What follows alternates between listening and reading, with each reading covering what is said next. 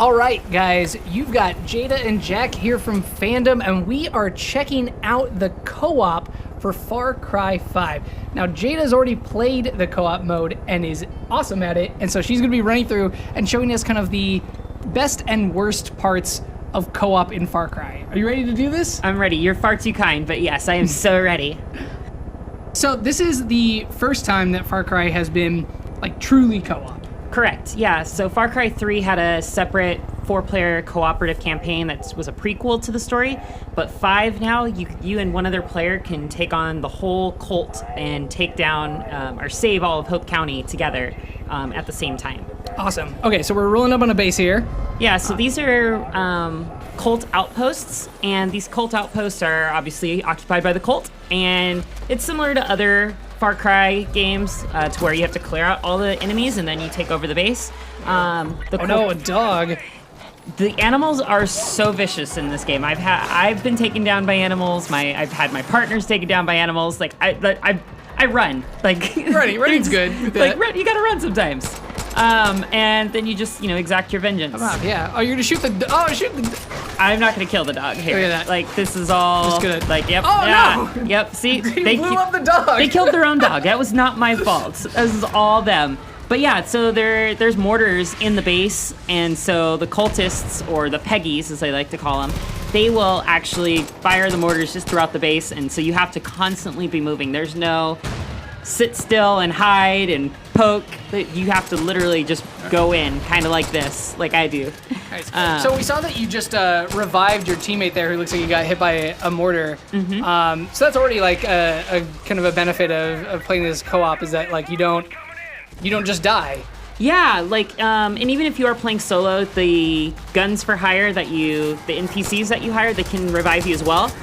But they're not very reliable. In the times I went down, they would take forever to get to me and to pick me up. Whereas with an ally, actual human player, you can be like, hey, I'm down, I need to come pick me up right now. And so you get that kind of more sense of urgency for revives and not having to restart from checkpoint and such. I like the guns for hire is an interesting setup because it makes it so that the levels are designed to have, I'm about to do something real cool here. Yes. So what I find interesting about the guns for hire system is that it seems like the levels are designed with the notion that there's more than one player on the field already because of your AI person. Correct, yeah. There's a lot more enemies in the bases, and they flank and they move around in different areas. They stick together a lot more. They're fully taking into account the fact that there's more than just the one lone hero going and taking out the base like previous games. Okay, what is happening here? So, Far Cry 5 has these Clutch Nixon stunts scattered throughout the world, and they involve all these Evel Knievel style stunts. So this one here is us on flaming ATVs, and we have to drive through these checkpoints to the goal. You have a limited time. Each checkpoint adds 3 or 4 seconds. The tricky part here is that only one person has to make it to the objective, but both people still need to survive. So, which is a very rough thing because I'm not very good at driving ATVs in games. I've always known this, and I was often holding my partner back, who would just be nailing the jumps and the turns, and I'm just hitting every tree, rock, boulder, beaver, whatever's there. I'm hitting them. Like, I don't even know how I'm hitting some of these things. Like, yeah, it's just gonna, I just tumble. Like, I'm just, whatever. Like, however you get down the hill, you get down the hill. This is my way, This is interesting because, like, it's almost the exact opposite of the other mode. Well, there you go.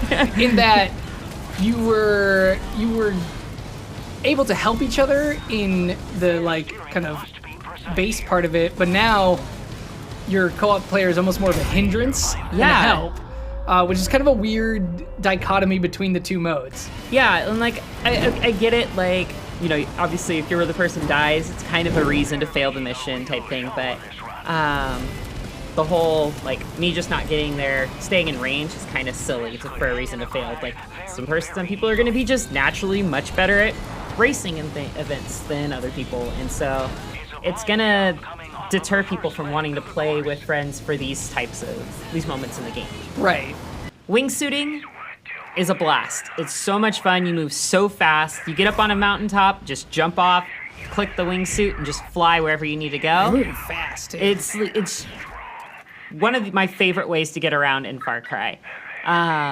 Here we are. We're going to go for the air takedown, and I don't think I have the perk yet, is what it is. As you saw as I was flying over, I was getting perk points. I don't think I've unlocked the aerial takedown skill yet. Right, that's a big part of Far Cry is like buying your abilities. Correct.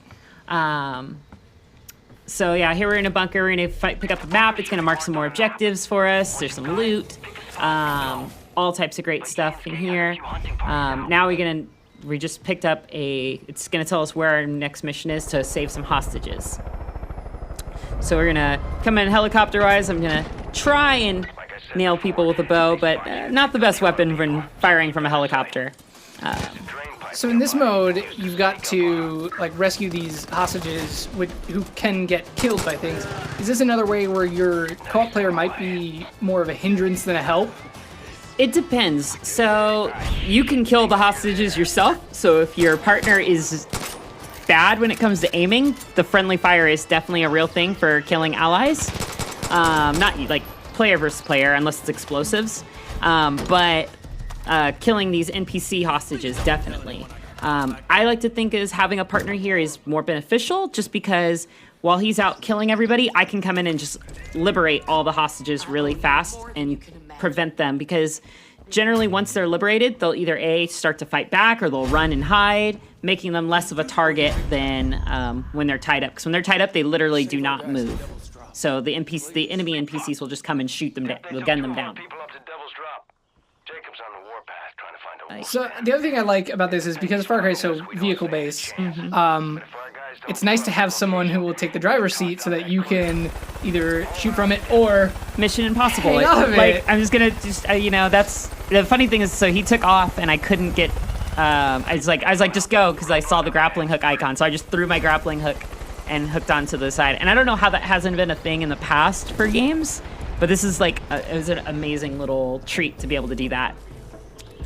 So after we save those hostages, apparently a couple more were taken to this second location. So we're clearing this out to save these last couple hostages.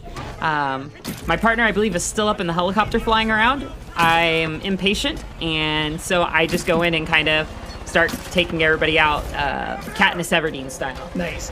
And if that was a helicopter that had weapons, he would be able to like kind of stay back there and offer air support. Yeah, correct. Yeah, totally, 100%. Like He's going to climb up at you. Like what's that gonna do? What do you? The AI is interesting at times. They have some questionable decisions. But yeah, here we go. We're gonna save the hostages.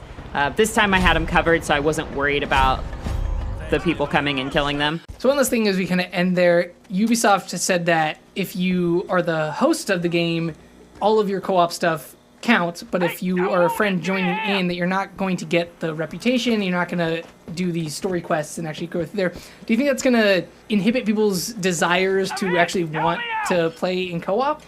I think a little bit. I mean, the cool thing is the fact that you can drop in, drop out at any time. So if you just need to go and make some money or unlock some upgrades, get some perks, that stuff will all transfer back.